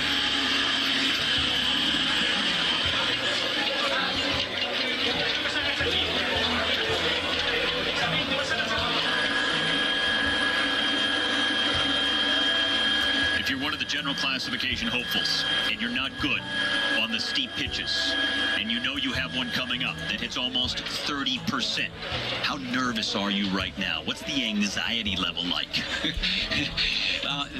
There is a ton of anxiety. Look at how small this road is as Boassenhagen plummets down and kind of resetting his line a couple times through there. So this is sketchy bike racing right now on a small road. It's not an easy run into the climb. And then this effort that is happening is going to continue, and these nerves are going to continue. And look at Paolini using the entire road right over to the guardrail, looking back, making sure he's got his teammates in tow. And then they have to fight for position into the final, and it's not a straight final. There are two corners. A really sharp right-hander sets them up onto the hill, and they lose all their momentum. So the nerves are exploding. And something we noted earlier, how a stage that can seem fairly innocuous overall can be so demanding as Boassenhagen hits the 5K banner here. You go over a Category 2 climb, but you have this very tricky, delicate descent. Narrow roads, technical corners, and then you have 1 kilometer of climbing at the very end. That's a killer for some guys, hitting up to 30%. So you always think about the big climbing days, the beyond classification climbs, the 20K efforts, but days like this can also be decisive as well. Well, and really a day like this is almost more nerve-wracking because you don't have a long time to settle into a climb and find your rhythm. And if you're buried a few guys back, you work around some guys. A day like today, it happens so fast. It's like, it literally is going to be like fireworks. You light the fuse, and then things just start going off right into the bottom and at the bottom of the climb. And a lot of the pace behind Boassenhagen right now is about position for that final climb. These riders here, led by Katusha, they know that in 3 kilometers things are going to start, and they have to be near the front. You've got to be in the first 10, 15 places when that wall comes upon you. Yeah, for sure. If you're not in the top 15 places, I don't think you're going to be a factor at all up that climb. And Katusha wants any other rider to have a chance to move up. Roach is there in the red jersey as well. He looks like he is about 15th or so. Overall race leader, sitting behind a few Astana riders. Vincenzo Nibali is up there, back in the turquoise colors today after losing the red jersey. 2.5 kilometers away from the Valdepeñas de Jaén climb that will define stage number 9 at the Vuelta. Boassenhagen, the leader, coming to the 3K banner. You can see why guys attack on that climb every year before they get to the final. With these small roads, you just think, well, maybe I have a shot. Maybe because it's so tricky, somebody can get away and have enough of a gap, but they just never seem to get the gap because the peloton is so determined to set up for that final kilometer. And they call it the wall for a reason. Some guys will look like they're standing still once they hit it. Katusha kicking up the pace here. Boy, look at Paolini. I mean, this has literally been Paolini on the front for several kilometers now, chasing Boassenhagen, and he's not really so concerned about Boassenhagen. It's just making it so hard that other guys can't move up. You see Chris Horner there just waving his arm. He's trying to get the motorcycle to get out of the way. No, his teammate is in the green jersey and shorts because he's leading the points competition. And he's sitting about 5th wheel right now as Boassenhagen is caught. And now they set it up for this 1K climb that will start momentarily. Number 121 is Joaquin Rodriguez, the red jersey of Nicholas Roach off to his left shoulder for Saxo Bank. He's the overall top man in the standings. 3 turquoise jerseys of Astana. Vincenzo Nibali is one of those. Sitting behind his teammate there in the middle of the screen. And there are not that many guys left in this group, considering it was only a Category 2 climb, but they absolutely put everything on the line for this final K. Philippe Gilbert is there in the rainbow jersey of the world champion.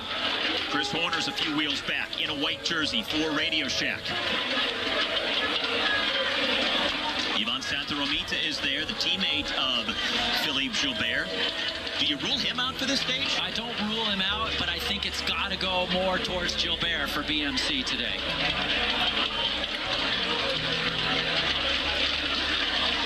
The crowd is waiting for the first attack, and it's going to come from Astana.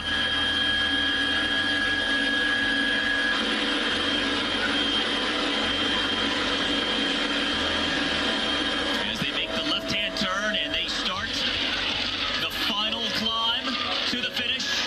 1K uphill with gradients as steep as 30% coming up. Yeah, it looked like Brajkovic was the man who got it going for Astana, but he is now peeled off, and it's Cannondale on the front. Watch how narrow it gets through here. Movistar's second wheel. And that's that corner that just scrubs off all the speed. You can see Rodriguez right back there for Katusha, perfectly placed. Daniel Moreno is there as well. It's like Igor Anton coming up in that orange jersey of Euskaltel along the fencing on the left-hand side of the course. And now it really gets steep. And that is Tanel Kengert of Astana, number 36, but he's passed by Daniel Moreno in the green jersey. Moreno rides to the front. Wow, Moreno's going really early on this climb. It may be too early. Valverde chasing. He is second on the road right now in the dark colors of Movistar. Yep. Joaquin Rodriguez behind him. Yeah, Rodriguez struggling to keep on the wheel of Valverde, but it's three Spaniards now at the front. Daniel Moreno at the front in the green jersey, not only riding for the stage win, he's riding for the red jersey of the overall race leader as well. He's been going incredibly well on these summit finishes, Steve. He's already got one win under his belt, and he looks almost unstoppable today. Moreno, just 17 seconds back of the race leader, Nicholas Roach, as the day started. Behind him, Valverde and Perito right here. Sammy Sanchez, Roach, Gilbert. Well, Nicholas Roach is trying to hang on to that red jersey, desperate to maintain the race lead. Daniel Moreno, 200 meters from a stage win. Moreno is definitely going to get this win. The question is he going to get the red jersey in the process? Oh, here comes Roach. He's making a move to stay in red. Daniel Moreno said he dreamed of taking the red jersey earlier today before the start of the stage. It looks like he's going to get the victory on stage 9, but will he get that dream, that red jersey in the process? Moreno wins on the Valdepeñas de Jaén. Alejandro Valverde takes second. Perito Rodriguez third. And here comes Nicholas Roach to take fourth. Oh, it's going to be tight. It is going to be tight. It was either 7 or 8 seconds back to Roach. He didn't get a time bonus. Corner now crossing. Well, we know that Daniel Moreno got the 10-second time bonus for winning the stage. Now we see what the gap is to Nicholas Roach here. What a finish on stage 9 of the Vuelta. 4 days shy of his 32nd birthday.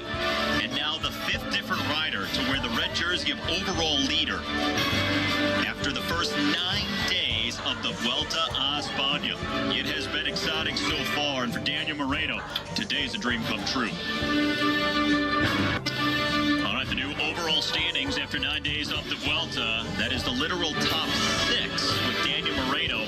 Now a 1-second lead over Nicholas Roach. Ivan Basso, also another big name at the bottom of that leaderboard. 137 back of the new man in the red jersey. But a lot of prominent names within contact of the top spot right now. But the red jersey belongs to Daniel Moreno because of this win and the time bonus that went with it. A fantastic ride by Moreno. Yeah, sure, he was hurting pretty bad at the end, but he went up that climb a lot faster than I thought guys were going to this year, and he didn't slow down that much at the end.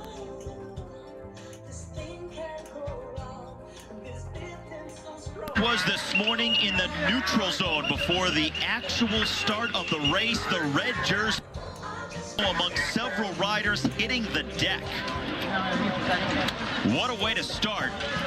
One of the most anticipated days of this year's Vuelta with so much climbing, guys so anxious, and as a result, some top names crashing in the neutral zone area. Yeah, Steve, one of the things about a crash in the until these guys make it back up into the peloton, but this is really a bad way to start the hardest mountain day they have seen so far. Bart de Klerk for the Lotto Belisol team here among multiple riders who were forced to abandon crash. And Bart de Klerk, one of the men we've seen riding very well in the mountains, just behind some of the winners of some of these early mountain stages, in a lot of pain. He would look at his knee for quite a while, but eventually, after examination by the doctor, he would pull out. So frustrating. It's one thing to crash 3-week Grand Tour, but to crash in the neutral zone when the race isn't even on, and then having to pull out, boy, what a way to end the Spanish Grand Tour. And you can see with the problem with that leg, in one day of racing, legs around approximately 25,000 times, and the man is in tears as he pulls out of the race. How do you wrap your head around that? Other riders getting attention out on the road after the crash. That's Matthew Boucher, torn up on the elbow. Juan Antonio Flecha. Moreno back in the peloton finally. So he seemed to be okay, made it back up into the field, and is in the race today. And that battle will be fought today. The last of 3 straight mountaintop finishes. Also the last stage before the at the Vuelta in 2013. And boy, it is a demanding day on the bike. Not early, but the beyond classification climb at the finish to really bring further definition to this general classification that's already been shaken up multiple times in the first week of racing. And Steve, over the 116 miles, the Cat 1 hits 15%, but the final climb, 2 sections of 18. Classification. And now we are live with our breakaway that is 10 riders strong. The highest placed rider in the GC, Tomasz Marcinski, at 7:47 down. Part of this group that took a long time to come together and go up the road today. It took almost 60 kilometers before this move.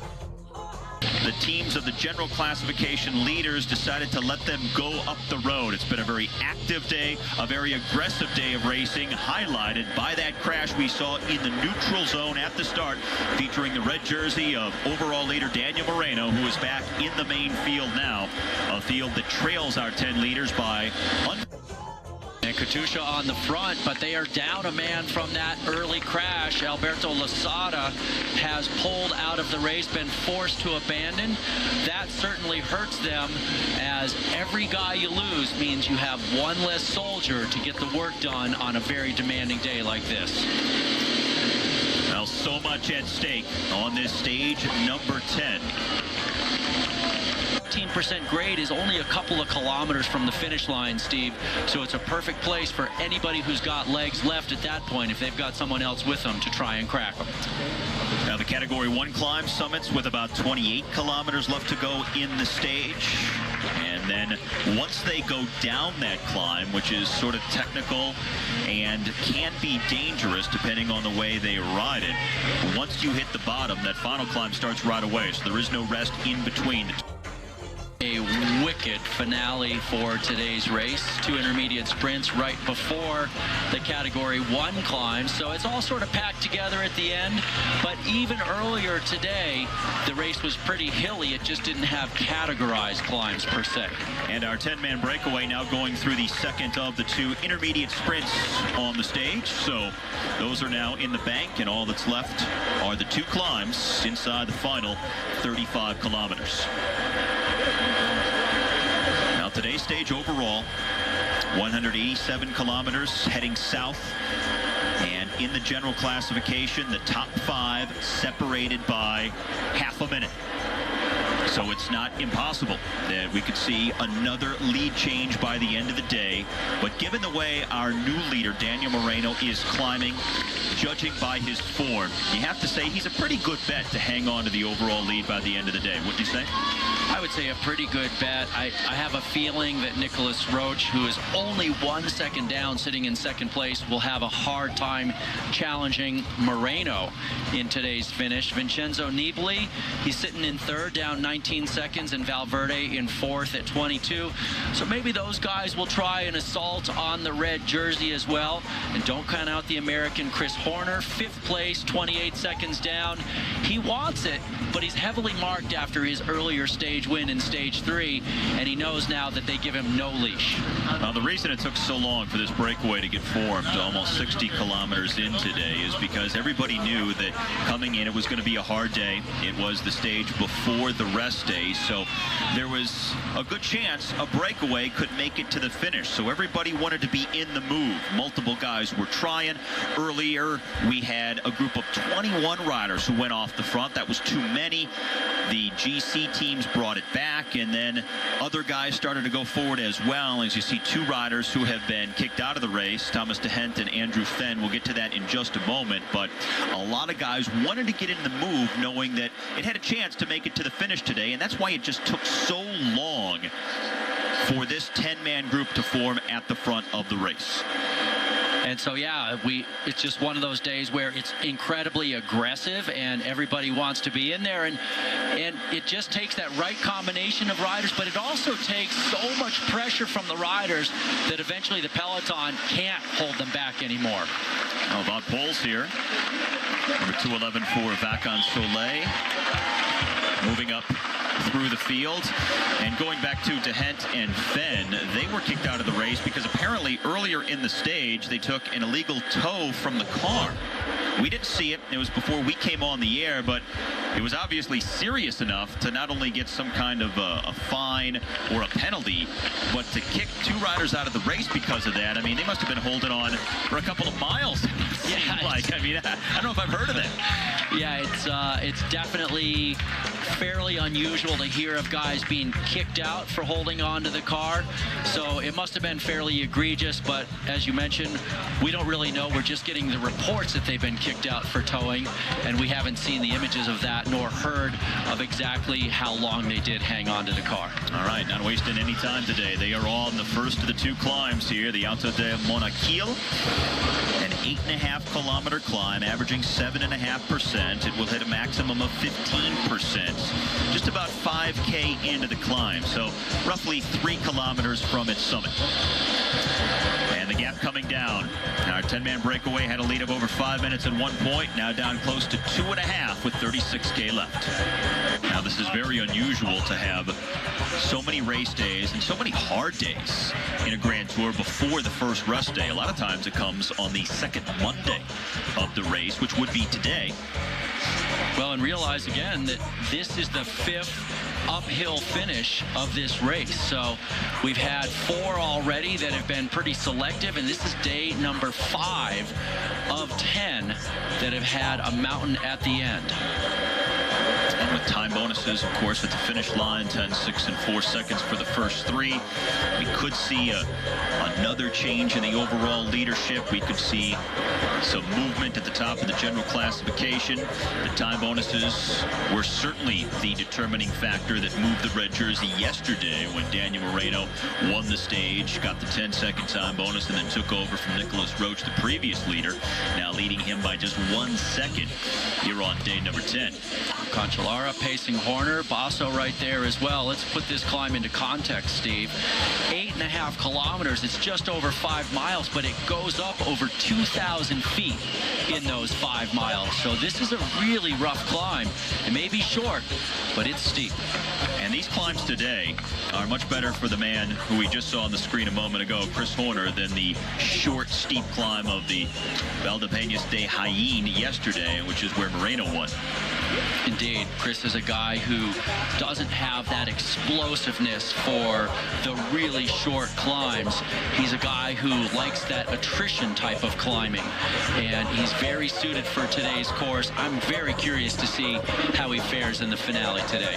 Roman Kreuziger out the back again. We saw that the other day as well. So he was right behind Chris Horner a little while ago, but look at him now. He's 23 minutes down in the general classification. He knows where he needs to be at the start of the climb. He just doesn't seem to have the legs for it. Well, other riders quickly dropping back here as the margin to the breakaway continues to drop. Just about a minute and a half. Matthew Boucher here, who has helped Horner on the climbs, been in a breakaway. And this is Johan van Sumer in the Garmin Sharp Rider. And I think Boucher, really briefly, we got an image of him involved in that early crash today. Look at all the Argos men going out the back together here as well. Now they do have their teammate Georg Kreidler in the breakaway, so he'll be flying the flag for them. A lot of Radio Shack riders back here. So now once Cancellara drops off, Horner could be on his own today. And definitely Zubeldia. Oh, this is not good. Zubeldia 189. Only 110 back on the general classification. And Zubeldia was kind of their backup plan there, and also a man that you would hope that would be there right in the finales to help out Chris Horner as well.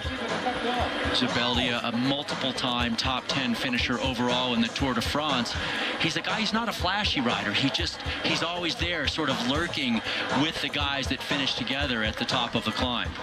And look at this, Fabian Cancellara. Look at the damage he is doing.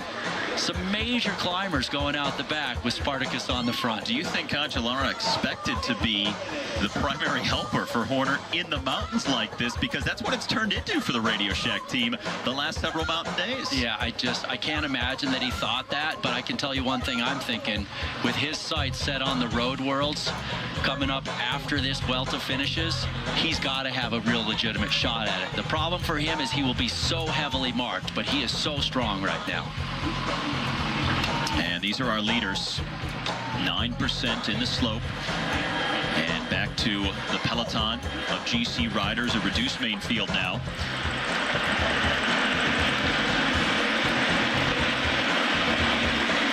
Now the interesting thing about this climb, as we noted a short while ago when looking at the profile, if you drop off the pace here, once you go over the summit and then descend, you hit the bottom and the final climb starts right away. So there's not a lot of recovery time. If you lose contact here and lose substantial time, it may cost you the rest of the stage. I agree, and even if you do make it back on, you're gonna not have any time to rest, and then when it starts pitching up for the final climb, you're just gonna get your ticket punched again. So we're seeing a major thinning of the peloton on this penultimate climb by Fabian Cancellara. Now Basso is there in the green. Of teammates of several of the top general classification riders. Chris Horner only has Cancellara here. Basso, no teammates for Cannondale. Vincenzo Nibali of Astana, we've seen him be isolated at various points in the hills as well. So you're talking about some of the top names without strong team support here in the mountains this first week. Katusha as a team has still looked pretty strong. So has Movistar for Moreno and Rodriguez, and also Alejandro Valverde. And so when you see the leaders of the teams get isolated with no teammates, well, then they have to bring back the attacks on the final climb, and they have to put their face in the wind, and that's when things really can unravel very quickly. I noticed at the back of the group, that's Vasil Kirienko going out the back. In the back of this group here, 4 of the Euskaltel men in the orange I saw just a moment ago, so that's a large number of guys from one team. He's been in the move on more than one occasion so far in the first 10 days of the Spanish Grand Tour. Again, here is De La Cruz just off the front of this group. Now, 2 Movistar riders at the front, and here comes Valverde, who was at the back of this group, coming up to join his teammates. Chris Horner sitting just behind the Movistar riders for Radio Shack, and Basso right there as well. Now, Valverde looks absolutely fine. I think he was just sitting on the back, taking it easy, not worrying much about things. Sylvester Schmidt, the talented Pole on the front. He is a domestique, tailor-made for the mountains as he just rips along on the front of the group after Fabian Cancellara did so much work. There's Leopold Koenig, the man who just had his teammate De La Cruz going off the front in that jersey as the combined classification leader. And they're still thinning it out here. A lot of guys suffering. The fatigue after 10 days of racing. All of the summit finishes, the hard stages in between, starting to manifest itself on stage 10 just ahead of the first rest day.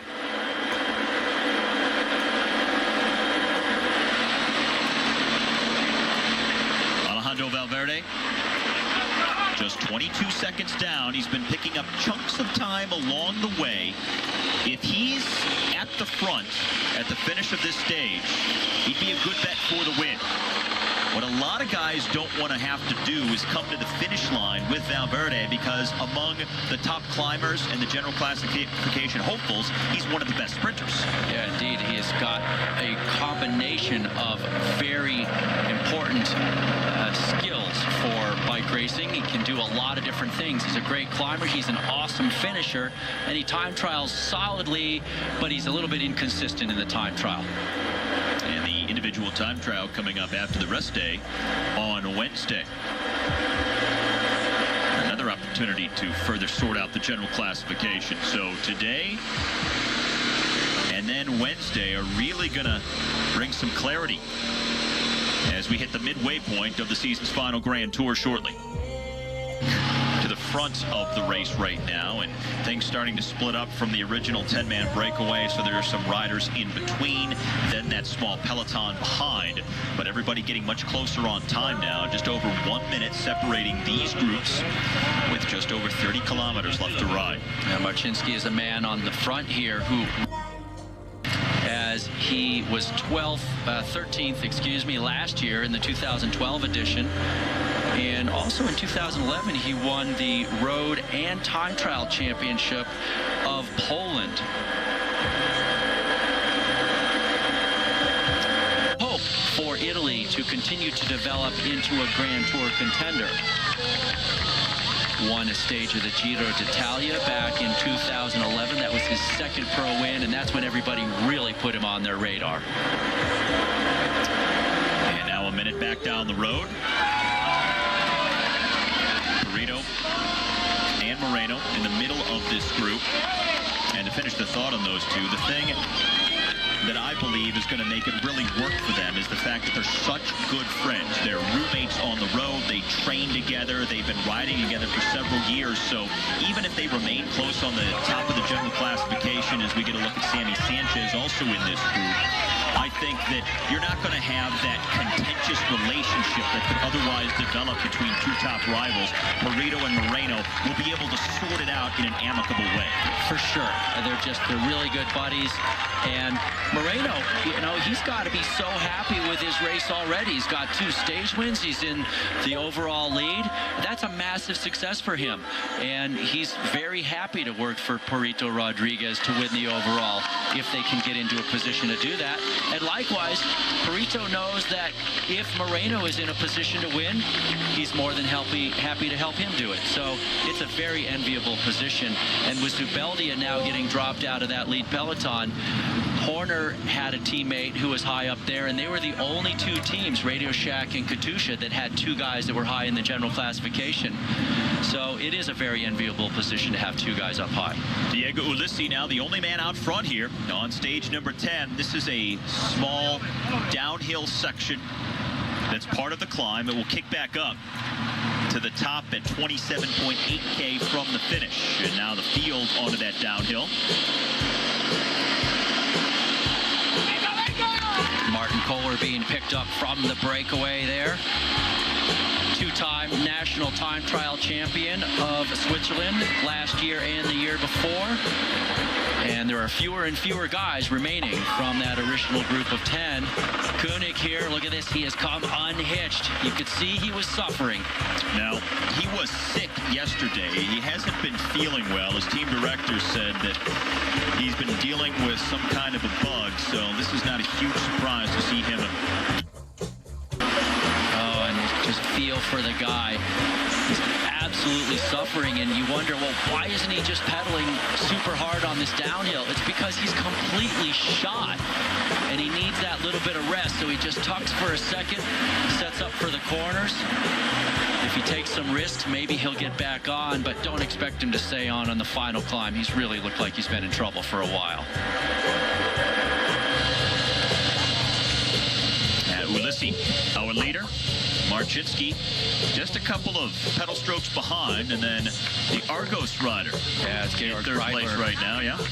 Reidler trying to come back up as well. All right, at the front of the heavy hitter group, two Movistar riders supporting the man in the green jersey, their teammate Alejandro Valverde. Chris Horner off his left shoulder. To Valverde's right, Ivan Basso. Jakob Fuglsang also there for Astana, the teammate of Vincenzo Nibali. Nibali is in the group, so is our overall leader Daniel Moreno and Joaquim Rodriguez. But back to the very front and coming to the summit of the Cat 1 climb, Diego Ulissi of Lampre. And he's going to grab a little and head on down the mountain. All right, so a tricky descent coming up. And once he gets to the bottom, the final climb starts pretty much right away.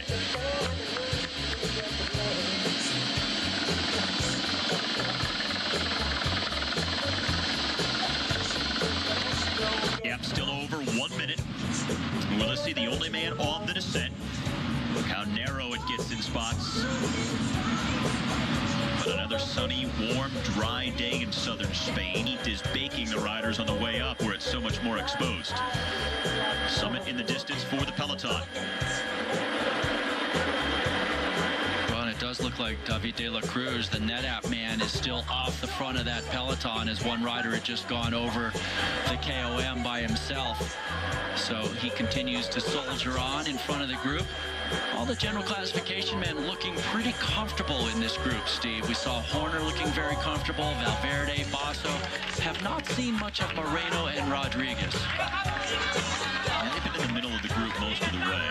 Sammy Sanchez here, number 91 at the back, as the group goes over 115 behind Ulissi. So now they are on the descent. Just over 26 kilometers left to go, but a huge climb coming up at the end. Stage 10 of the Vuelta a España on Universal Sports, brought to you by Earbuds. Never hurt, never fall out, never stop. This is our leader, Diego Ulissi of the Lampre team. And he's in this group that is at the front of the stage, but he's just been passed by, looks like Tomasz Marcinski, who he had dropped on the climb. Ulissi was the first over the climb on the descent. Marcinski was several seconds behind, but Marcinski flying down the descent now, so he's just in front of Ulissi. And now this group of the general classification riders a little more than a minute back, also on the descent as well.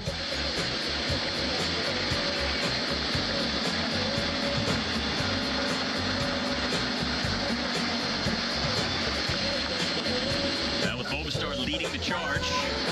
Time for our Twitter question of the day for GoGo. Chris Freeborn asks, given the riding of Horner and everyone, do you think the best old rider competition and jersey? Well, to qualify that, we've heard that at the Vuelta, they've called it the Grand Tour of the Grandpas, basically, in Spain, because you have so many contenders who are in their mid-30s. In fact, 4 guys in the top 10 are in their mid-30s.